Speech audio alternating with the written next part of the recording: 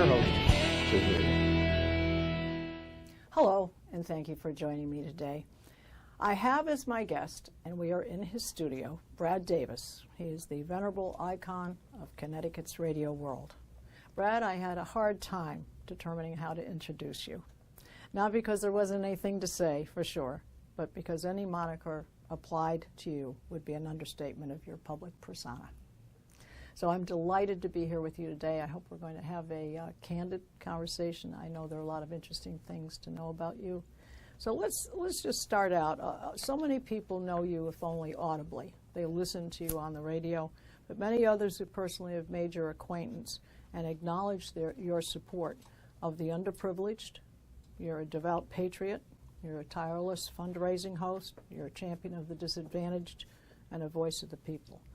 Tell us about your early childhood and how you got into this radio. Well, my early childhood, I was raised on my grandfather's dairy farm, but how I got into this business, I hadn't planned on a career in radio and television. But I had a good friend. My grandfather used to have a big milk route, and I used to go with him to deliver milk in Hazardville and that area of Enfield. And one of our customers was the Wilson family, and Bud Wilson was a radio announcer who started in Springfield. And he was big out in Chicago, and so one day when I was delivering milk, he was home. And he said to me, he said, why don't you come with me up to the radio station one day? And I said, God, that'd be terrific. You know, I didn't know where he was taking me. So we went to Springfield, and he would come home and say thank you to the first guy that hired him at a Springfield radio station. And so he would do an hour of music, and Coca-Cola was the sponsor of the hour. So halfway through, he said, you know, I brought a friend of mine with me who's a farmer that lives on a farm, Brad Davis. Yeah. And so I said, you know, Bud, the only thing I'm going to question is you're talking about Coca-Cola. And the greatest refreshment in the world to me is milk. And I said, that's what I drink all the time. Well, the general manager was listening, and he came into the studio and said, who is that person with you, Bud, that is telling us that milk is the greatest and Coca-Cola is paying for the hour? Right. So that was the last time I was invited up there. However, when I did get home to the farm, my grandmother said, somebody from Hartford has called you. Okay. I said, well, I don't know anybody in Hartford. Right. So she said, well, this is the number, and I called him back, and it was Leo Kaufman. Okay. Now, you know, his son does all these commercials. You know, he's all over the place. And so anyway, he said, Brad, he said, I would like to see you and meet you. He said, we are starting a dance program in September, and it's sponsored by the dairy farmer members of Connecticut Milk for Health. And he said, I heard you talking at this station. I happened to have the radio on going to Springfield about milk. And he said, this is what we want. We'd love to have you come and audition. For if there's going to be a great dance profile show, with young people. You know, and so I said, look, I said, I don't even know what a television camera looks like. I don't know anything about television. He says, please, just come down. So we went down to TIC, and it was in the old building, So I met him there, and there were 3 other guys there, and I was handed a First National jacket. So evidently we were going to try to sell some First National stuff, and I was the last one to go. There was four guys. I was the last one, and it was so bad. I was so bad. Oh, no. Well, I was looking up. I didn't know what to do. They were reading the prompter. You were just off the farm, lost in the prompter. And it was so bad, I heard the engineers in the studio laughing. Like, where did they get this character? You know? So I got upset after the 4th take, and I said, I'll tell you something. I said, I've never done this before. I don't know anything about cameras or what I'm supposed to read. I said, however, I said, in this basket here, I said, you got some Friends beans.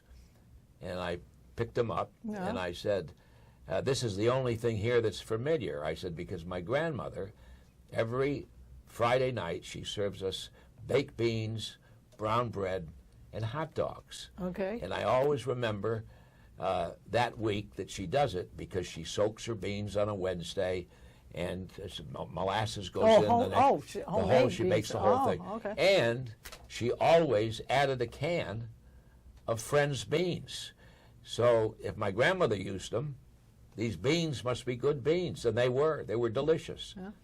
So your Leonard Patricelli, yes, he was evidently in the station at the time and was listening to some of these auditions, and heard mine evidently with the other ones, and got some laughs out of it, how ridiculous I was. But he did say, he said, this is the one we got to hire. He knows what he's talking about. And he thought you were a salesman. And that's how I got the job, selling milk. And when I go out to speak, if I had to sell something else, some other product, that I would still be on the farm. Yeah. I wouldn't be in this business. People missed out with a lot of entertainment. And that's how I started. Yeah, that's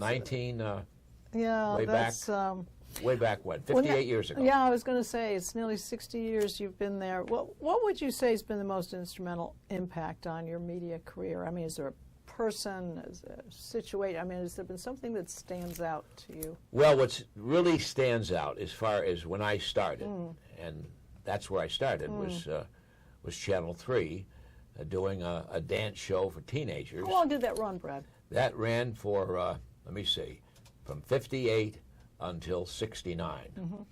And then I went into What's Happening and so on and so forth. But that was the show that got me started. And I met, right away, I bumped into Bob Steele. Right. And Bob Steele, to me, was the greatest that was ever on radio. There's no doubt about it. He was just it. And so we got along well, and then, I auditioned to see if I could get part-time there or something. So I passed that audition, and they put me with Steele.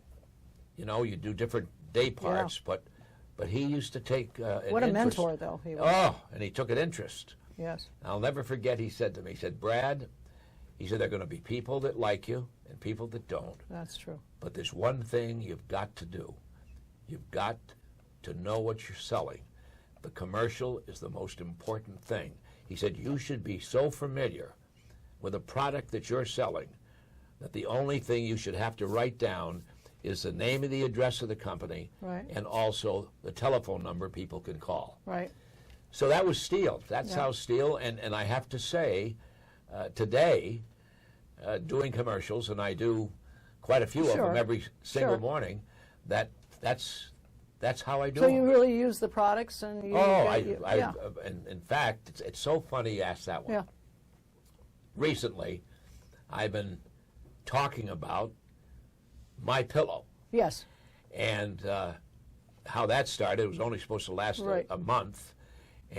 But I said, I will do this, but I want to sleep on take the pillow home to see how it is, because everybody was raving about it. Right. And so on. So I did, and I came in and I started the commercials. And it's just a fabulous product, and I'm still talking about it. It's easy to sell something when you believe in it. Oh, absolutely. I mean, if you're faking it, it doesn't work. Then you think of also the people. Yeah.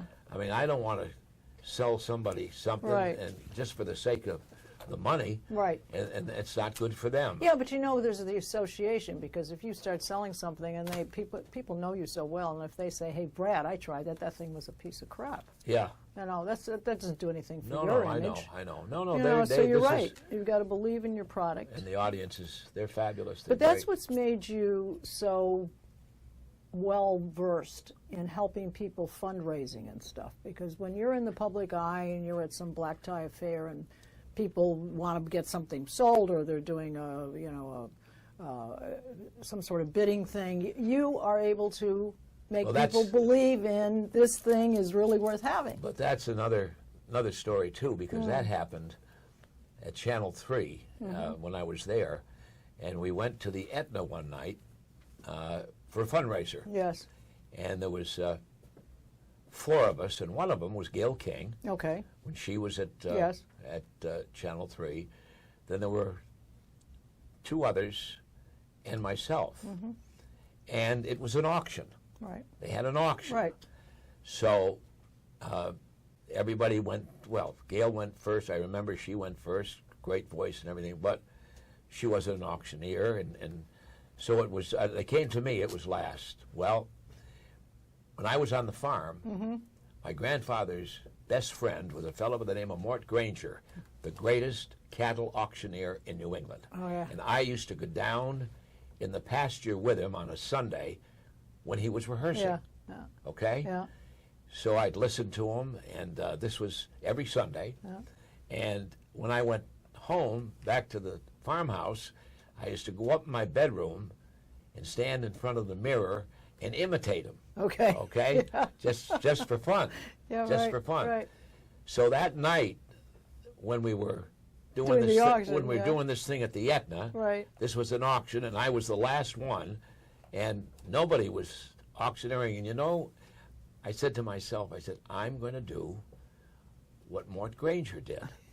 Okay. Yeah. And I was selling, what was I selling? I think it was ketchup. I think I had some ketchup, because I had all kinds of things they Oh, were selling. kind of like it's used for a picnic, a variety of things. So I did. I've got some ketchup here, and let me tell you, how much will you give me for the ketchup? Will you give me 5? Will you give me 10? Oh, that lady in the first. So I did an auction. Right. Okay? Yeah. I bet they really loved it, too. Oh, yeah. And it was fun. And in the audience, it was a big audience that night, when I got to the station, in the next few days, I started to get calls from people that were there. Will you come out? We're having a fundraiser. Could you do what you did? Can you do an auction? Yeah, We'll do right. an auction. I said, yeah. I said, I'll try it. So I went out, and from then on, every time I did a fundraiser, I was the auctioneer. Yeah. I was the auctioneer, and I'll never forget when Scott Haney Yes. Right. came to Channel 3, Right. great guy and a good friend, and he is auctioneering now, and he's and he knows how, because we did a couple together when we first met, but so that's how that happened. Well, the thing is that I think your personality comes across as you don't take yourself too seriously, and I think that people can identify with you because you appear to be. I mean, you're a well-known icon, and people go, "Gee, Brad Davis," and so forth. But then when they talk to you, you're a regular guy, and you can identify with that because you have intimated that it was a humble beginning that you started from, and you seem to be able to identify with people and. Well, and it's a genuine liking of people. Well, I Empathy. I don't know about that, but I do know that I get out a lot. I meet a lot of folks, and but I go back to Bob Steele. He was the one that set this all in, because he, if you drop something, you drop something, and you bend over and you pick it up. Right. I mean, you don't say, "Oh my God," Right. Right. You carry on. Yeah, you you carry do, on. and it's just.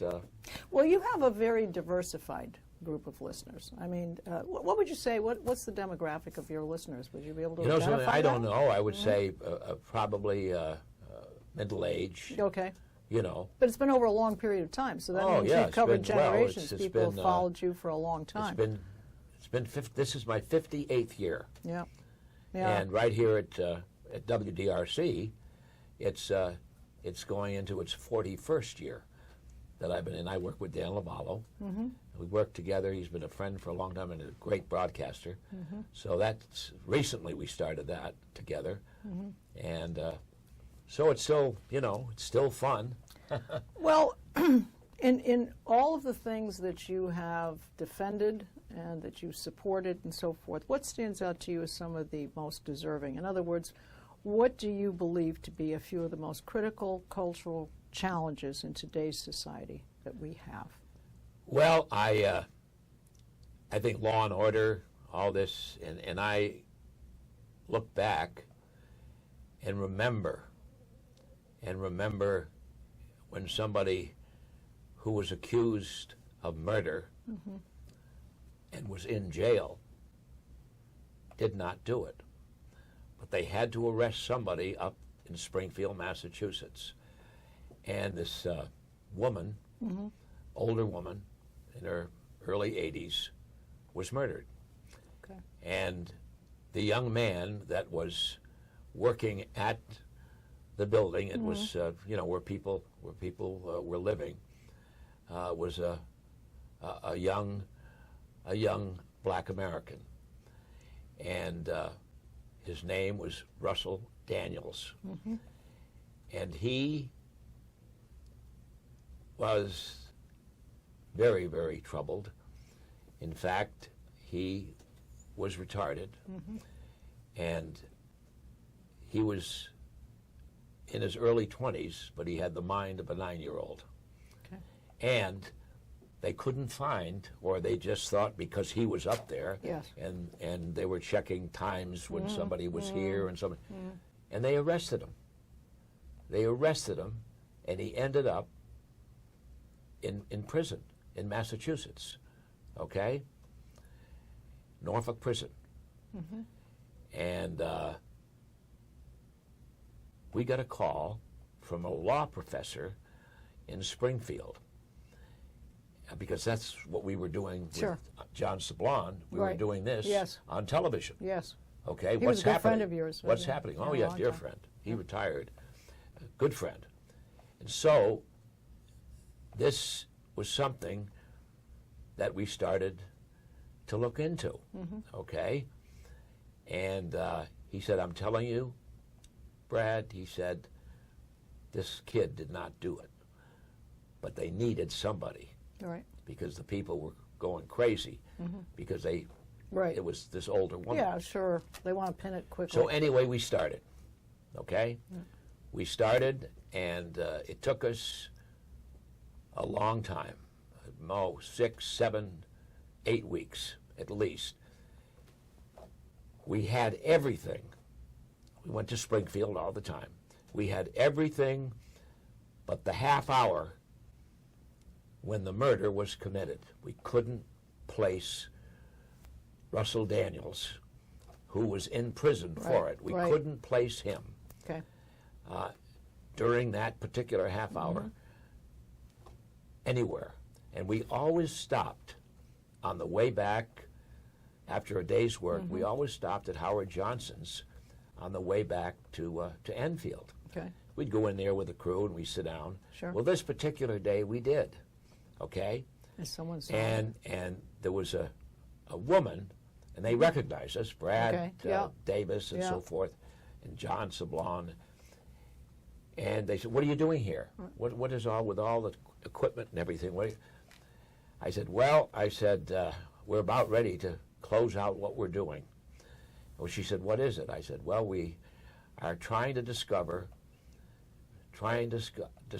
a young Black man who is in prison and was accused of killing this woman in Springfield. And the waitress, Here's the alibi. one of the waitresses there, said, you don't mean Russell Daniels? I said, yeah, he's in prison. Yeah. Oh, she said, we know that. I said, we don't think he did it. And we can't find a particular time. And the time and the day is a Friday. It was always on a Friday between Sure. 1 and 2 o'clock. She said, you're talking about Russell Daniels? I said, yeah, he's in prison. She said, I know. She said, every Friday, he used to come down here and have a vanilla milkshake. I said, what? She said, yes. She said it would be between 12 and 1 o'clock. I said, well, why didn't you say something Yeah. Right. when you knew? She said, well, we didn't want to get involved. Yeah, they don't want to expose themselves to. So we broke the case. Wow. Okay, They find out who did it? they never found out who did Wow. it, but they charged. That was the reason they went for this this young man who Yep. he'd say yes to anything. Yeah, of course, because because he was retarded, retarded. partly retarded. Yeah. Wasn't there any kind of defense counsel for him of some I, kind? or- they had no, because No? the district State. attorney was the kind of a guy that he didn't even think about that at the Yeah, time. Okay, yeah. so that was the end of what we had done that day, and we made the documentary. Yeah. Made the documentary. So do you think that's still happening today? You think that this is... Oh, I think there's a lot of that today. We don't hear about it, but I mean, if somebody and we won the Columbia DuPont Award on that presentation, which that is right? which is something that I'll always be proud of with John. Do you think we're going to be able to get rid of this racism? Are we going to be able to... Oh no, I think now it is probably Seems to have escalated. it is probably worse than it has been for a long time. What do you think that's due to?